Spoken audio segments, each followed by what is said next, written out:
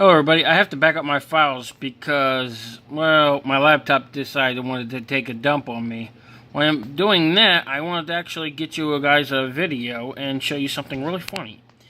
Normally, it will show, remaining items, tell you how many. This one says 0 bytes, and it's still transferring stuff, which is really funny because I'm just transferring it to my backup drive here, which is here.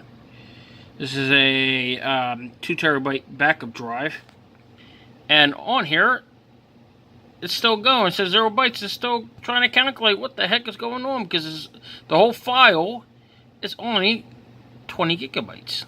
Yes, that's right. All my files, my videos, and everything else on this laptop that I do a lot of editing on is on 20 gigabytes. I'm only using. Where the hell all the rest of the files go?